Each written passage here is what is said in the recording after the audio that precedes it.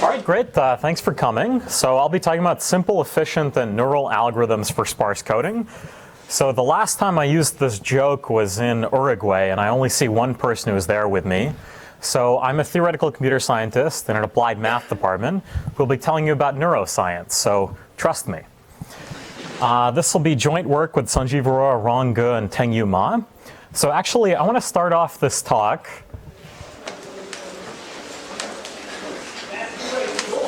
Okay. I want to start off this talk with a citation first. So about 20 years ago, there was this landmark paper written by Olshausen and Field called The Emergence of Simple Cell Receptive Field Properties by Learning a Sparse Code for Natural Images. So this paper introduced sparse coding and it connected it to neuroscience. And what it offered was the idea that actually a scientific mystery, namely how did neurons in the visual cortex get the types of receptive field properties that they're observed to have, that question could be explained by connecting it to an optimization problem that they believed that neurons were trying to solve. So let me tell you about this experiment. It's a very interesting experiment that you can try in the break.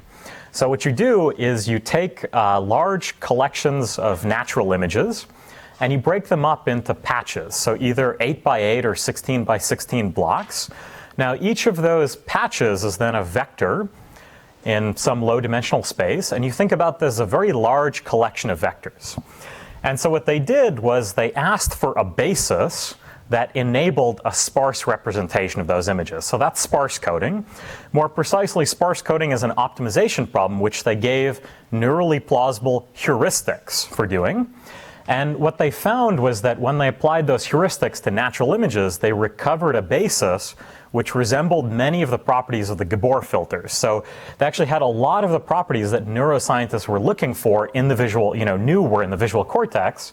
For example, these bases were localized, bandpass, and oriented. Now to contrast this, another technique that you can do is you could take this collection of vectors and you could apply the singular value decomposition. In which case, what you're looking for are directions that explain as much of the variance in the vectors as possible. But the trouble is that if you apply the SVD to vectors that you get from natural images, what you get is very noisy, difficult to interpret, and extremely dense. So what I'll be interested in this talk is, are there efficient and also neurally plausible algorithms for sparse coding, ones that take advantage of just very simple operations like matrix vector multiplication and thresholding. Yet what we're going to show is that even algorithms constructed from such simple operations can solve highly non-trivial optimization problems. So the first part of this talk, I'm going to tell you about Olshausen and Field's update rule. The usual formulation for sparse coding is a highly non-convex optimization problem. And Olshausen and Field's heuristic comes along with a neural implementation, a plausible guess about how a neural architecture might do it. And I'll introduce you to the natural generative model for thinking about these problems to move beyond the usual worst case analysis, and I'll tell you about prior work. And the second part, what I'm going to do is I'm going to give you a new update rule inspired by Olshausen and Field, very similar and in some sense is actually simpler, which it'll have these nice properties that it's online, local, and Hebbian, as we'll see, and yet it'll actually have provable guarantees in these generative models. And the main idea will be to connect this heuristic and analyze it by connecting it to approximate gradient descent. So that's the main outline for the talk. And the usual non-convex formulation for sparse coding is what you're doing is you're looking for a basis. These are the columns of A in such a way that all of your examples, these BIs, have a sparse representation, or at least a somewhat close by sparse representation. So this here is called the reconstruction error, is that you look for each example, you look at how much of BI you haven't explained with A times xi. Xi is the representation. But the other thing is that you want that these x sub i's should be sparse, that you've explained your examples as sparse linear combinations of the columns of A. So what you do is you add in some nonlinear penalty function, which serves the goal of trying to encourage sparsity, because it's something which is very large on dense vectors and is small on sparser ones. So it won't be so important what that is precisely for us. We'll work with hard thresholds anyways. But the trouble with analyzing heuristics for solving this problem is that this problem really is NP hard, and it can and does have many local optima, but heuristics seem to work well nevertheless, empirically. So Olshausen and Field, what they did was they did more than just give a heuristic. They gave an architecture that implements it. It's a very simple architecture in which there are 3 layers. There's the image, which it's the stimulus layer where the image is presented. You have the residual error, which tracks your residual error so far. How much of the image haven't you explained? You have a top layer, which outputs a sparse representation of your given basis. And this is where the learning happens. Where is the basis that enables a sparse representation? Well, it's stored as synapse weights that connect this layer to this layer. So the idea is, well, when you're presented with an image, you've explained none of it so far, so you add it entirely into the residual, and then you multiply by A transpose, and you use that to compute your sparse representation, and you also have feedback steps where you then update what your residual is. So the important point is that the way you should think about this is what it's trying to do is it's trying to perform gradient descent by alternating between 2 different steps. One where you take your current representation and your current basis and you calculate what your residual vector is.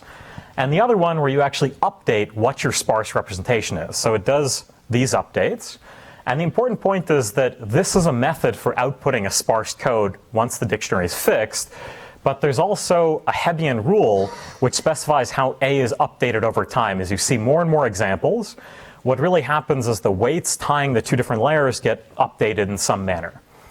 So the real question is, do simple and local and Hebbian rules find globally optimal solutions? Do things like this, can they be analyzed rigorously? And there's some hope here in that there's been a lot of recent success in analyzing things like alternating minimization for ranging from problems from matrix completion to phase retrieval, robust PCA, and so on. So we'll be drawing on some of that work. And the model that we're going to work with, after all, this problem is hard in the worst case. We're going to be working with the following generative model, which is going to make our problem well posed and not adversarial. So there's some unknown dictionary, which is the basis that enables a sparse representation. And then every example B that you're given really is a sparse linear combination of the columns of A. So one way you might think about doing this is choosing, for example, X to be random so that it is k-sparse. You can choose its support randomly or somewhat randomly. And then you can choose the non-zero values independently once you've conditioned on the support. Now there are a lot of extensions to this generative model where the algorithms will still work, but with slightly relaxed guarantees. But I don't want to get into too much of the details about all the different variants of the generative model, but this is the simplest one to think about. Now there's been a lot of work in theoretical computer science lately on designing algorithms for dictionary learning, finding a basis, given random samples from this model. So the work of Spielman, Wang, and Wright, what they did was they worked for dictionaries which have full column rank. So the constraint is that if it's an n by m matrix, m has to be at most n. So that's called the so-called undercomplete case, and they worked with sparsity about root n. In joint work with Sanjeev and Rong, we gave algorithms for what are called overcomplete dictionaries, so they can have many more columns than rows. That allows your basis to more flexibly adapt to the data you're given. And they work with what are called incoherent dictionaries, roughly that the columns should be somewhat uncorrelated with each other. And they work for sparsity about root n again. Independent and concurrent work of Agarwal et al., they give algorithms that also work for overcomplete incoherent dictionaries up to sparsity n to the 1/4. They do it through alternating minimization, but one of the catches is that one of the steps is about solving a L1 minimization problem, so it's a more complex step in the alternating minimization than what we're going to do. And I'll also mention that there's work in the sum of squares hierarchy that can work for nearly linear sparsity, although the running time and sample complexity turn out to be exponential in things like the target accuracy. So let me tell you the main results. So what we're going to show is that under suitable conditions, that there's a simple neurally plausible update rule, which I'll show you in a minute, which really does converge to the true dictionary at a geometric rate. So the error, the column-wise error goes down geometrically with every step. If it's initialized to something that's, medium close, 1 over polylog n close, and it uses a polynomial number of samples in runtime. And moreover, there's a very simple initialization procedure, which I probably won't have time to get into, which just uses SVD to get you to this point where this theorem works. But maybe the main take-home, what I want to tell you about is, what we really give is we give a framework for analyzing alternating minimization here, which I think is interesting in its own right. So I'll get into that in a few minutes. But, without further ado, let me tell you what the update rule is. It's actually even simpler than Olshausen and Field. So all you're going to do is you're going to alternate between these two steps. So this is the decoding procedure, is you have your current estimate for the dictionary, which is a hat. And what do you do to find the sparse code? You do the simplest possible thing. You take your image, your example, and you just multiply it by a hat transpose and threshold it, meaning that you zero out the small entries and keep the others. And then what you do is you update a hat according to this following rule. So this is the rule that I want to talk about. The way to look at this rule is here, this is the residual error. So I have my example B, and then I look at how much of it I've explained. I take that vector, and then I take its outer product with, here's the trick, I use the component-wise sign of my representation. That's the main idea. So, before I prove things about this rule, let me take a minute or two to digest this rule. One of the really nice properties about this rule is that the samples arrive online. So as you're given more and more samples, you learn from them, you update your dictionary, and then you move on. So you don't need to store all of the examples to figure out how you should update your estimator. It's all it does, it stores the current estimate. And in contrast, some of the other provable algorithms, they have this annoying property that when you're given more samples and you want a better estimate for your dictionary, you might in principle have to throw out your old estimate and start from scratch. But it's not true here, where you just use each sample, learn what you want from it, and move on. The other property is that this computation is fairly local. So if you think about the entries in this vector as being the entries in your sparse code, then each of those bits and coordinates is just a simple thresholded weighted sum of some neighbors. So it's something that you can compute easily, and neurons have the right architecture to do these things. And the last point is I want to tell you what this notion of Hebbian is, which I vaguely alluded to before.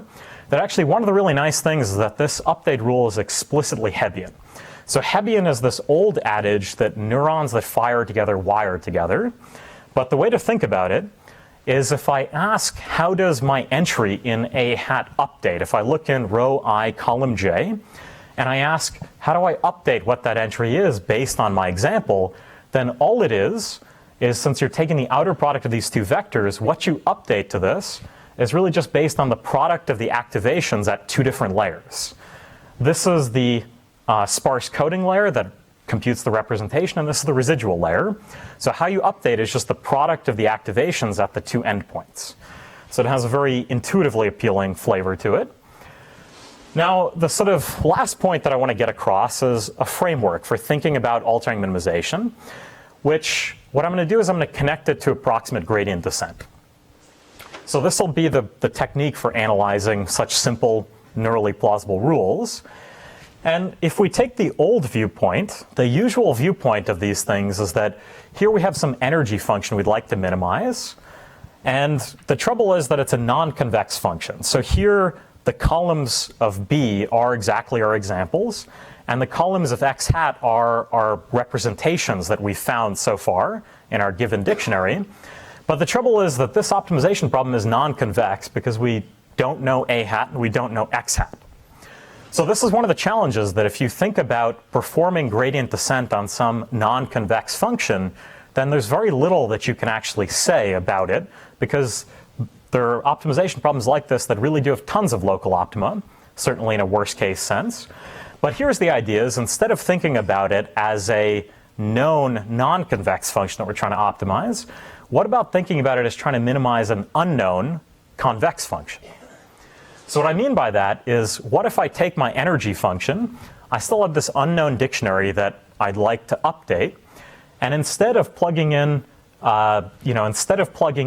my learned representation X hat, what if I plug in the true representation X? So I don't have access to this function because I don't know the representations of my examples. That's what makes this problem interesting. But if you think about it, this function is strongly convex, and with high probability, as I take more and more examples, its true answer will be the true dictionary, will converge to it at a very good rate. So it's a function in which the global optimum can actually be reached by gradient descent. So that's the idea, is to connect what altering minimization is doing to progress on this function. So this changes what our goal is, because our new goal is to prove that the step where we updated the dictionary is really somehow weakly correlated with this optimization problem, and I'll make that precise in a second. The other point I want to make out, that I want to point out, is that there was this really interesting recent paper of Balakrishnan, Wainwright, and Yu, which use a similar idea of thinking about an unknown convex function to analyze EM given a suitable initialization. One of the things to compare and contrast here is that their framework is actually about the local geometry of the function which the EM algorithm is attempting to maximize. And instead, ours, as you'll see, is really about the direction of movement. There's a lot of extra flexibility that that'll allow. So here's the setting. Here's the setting, which we'll be interested in, is imagine the following general setup. So there's some true solution that we'd like to reach. This is our true dictionary, or maybe a column in the true dictionary. And all that's going to happen is we're going to update our current estimate by moving in some direction GS. Now here's the crucial definition, is that we'll say that GS is alpha, beta, epsilon, S correlated with this optimal solution. If you take the direction you move in, and you take its inner product with the ideal direction you'd like to move in, the thing which would take you right to the right answer, and you want that this inner product should be non-negligibly large, at least weakly correlated with the true direction. So it should pick up a decent amount of its mass from here. So this is actually just, so the point is that you just need that the direction you're moving in has some decent inner product, like 1 over poly n inner product, with the true direction you'd like to be moving in. So you just need a very weak form of progress. And it turns out that under this condition, it's very easy to see that you do make geometric progress up to this additive slack term here. And this is really the usual proof. This is just an abstraction of the standard proof of gradient descent of why it works under slightly more general conditions. But now I can tell you the entire outline for the analysis in one slide. So the idea is we have these two different update rules. One of them finds the sparse code, the sparse representation given our current estimate. And a very simple lemma is that if A hat is 1 over poly log n close column-wise the true dictionary, and some conditions on its spectral radius, then actually decoding recovers the correct signs with high probability, not necessarily the right values. That would be very difficult and require a much closer starting point. But then the idea is that if we take our update rule, well, we've gotten the signs right under this decoding step, so our error is actually much easier to analyze. It's just a simple linear term. And the key lemma is that under the properties of the generative model and under the condition that this decoding lemma works, what you can do is you can actually reformulate how altering minimization makes progress. You can break it up into some idealized step where it really does make progress to the true column, and some error terms here which contribute to it. So that's the basic idea, is that this one step right here is acting as if it's moving in the correct direction. But now we have this extra error term, which we call systemic bias, which comes from the fact that we don't have the true dictionary right now. But the final thing is that you want that the conditions you started off with hold at the end. But this is the general pattern for the analysis, right? Is that what you can do is under the conditions of the stochastic model, you can show that altering minimization really does satisfy these types of definitions you need to be able to make progress towards the true answer. So I'm basically out of time, so I'll tell you about further results. See, one of the things that I find really exciting about this is that there's no specialty to the particular Olshausen and field update rule. Once you have this framework of thinking about alternating minimization as making progress when it satisfies this correlated with condition, well, you can try different alternating minimization rules, and you can try and synthesize new update rules that you can then analyze in exactly the same way. So there are, for example, non-neurally plausible update rules, which are just slight changes. For example, when you do this decoding, instead what you do is you project out the column in which you're interested in right now and project onto the orthogonal complement. And this slight change actually has the effect in that decoding rule of actually entirely removing the systemic bias. So you can get all sorts of things just as an immediate corollary by plugging in different altering minimization rules.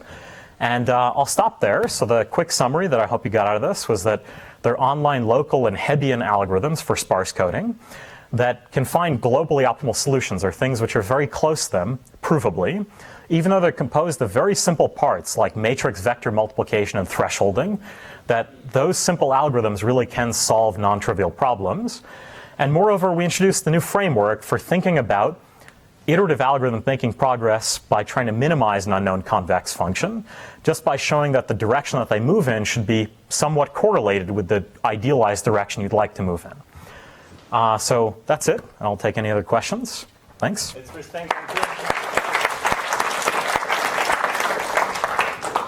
your algorithm, why do you take the sign effects? Without the sign, it's just gradient descent. Right. Step 2 of your algorithm. So that is a little bit technical. I mean, it comes from the fact that, this decoding lemma will, when you are 1 over poly log n close, which is how, close you can get with the initialization, which I didn't tell you about, that all you'll be able to show is that x hat agrees with the true representation on the things on its signs. So it figures out which things are large, which things are small, which things are positive, which things are negative. And that allows us to sort of charge the error in this, in how our update rule moves, just to one of the pieces in this decoding rule, not the other. Take out the sign because you start. Yes, absolutely. So in fact, exactly. But so that's actually a very good point, is that this type of optimization problem, if you're close enough to the true answer, will be convex. But how close? You need it to be about 1 over poly n close. And that's the region in which you'd want to remove this sign to be able to converge all the way down. But the sign is sort of intimately related to this lemma and analyzing what the source of not moving in the idealized direction is it allows us to charge it more easily. But it's all about trying to understand alternating minimization when you're only at a very weak starting point, like 1 over poly log n. Close. Yes? So if you map this sort of roughly to a communication problem, Uh-huh. Y is the received signal, A is the communication channel, and Yep. X is the information sent. Yep. So this is like a blind identification problem where you want to learn the information as well as the channel at the same time. Yes. Yep. Is there a... Well, yeah, so that's a great question too. So you can also connect this to things like blind source separation and independent component analysis. One of the catches there, though, is something like ICA will work with independent samples for the x's, but a lot of the algorithms do need you to be quite close to being 4y's independent. Whereas what's nice is that here you don't need completely independent things. You just need bounds on their moments, like the probability that 2 different things are in the support should be somewhat close to what it would be if it were a random size thing. But I think the difference between those two is how flexible they are to the assumptions of independence. Here, it's sort of a modeling convenience to analyze some of the source of the error. But I can elaborate more on that later, too. So do you have enough data to actually get new set of samples for each new iteration or not in this sort of problem? So here I'm assuming I am, but I make geometric progress in each step. So the issue is that the sample complexity and runtime depend, logarithmically on, 1 over delta, where delta is the target accuracy. Now it becomes a much trickier beast to analyze these types of things when you don't have fresh samples. So even for things like matrix completion, it was a very different sort of set of papers that show that you can actually get exact completion without, having your sample complexity depend on your target accuracy, but I don't know the analog for these types of results. No, my question was mostly in the actual, the practitioner, would they want to do a fresh batch of samples each time or not in this problem? I think practitioners would always want to use the old set of samples, regardless. I think actually the thing to tell practitioners is instead about, once you have this set up, that you're free to choose different alternating minimization update procedures. So one of the cool things was also just getting rid of the systemic bias just by slight changes in the update rule. So I guess my main point is that here you can sort of think about very delicate changes in the update rule actually having very different algorithmic consequences, and that's something that I'd love to see better. But definitely when you talk about practical applications, you would just use the same set of samples the entire time. Okay, let's thank Ankur again. And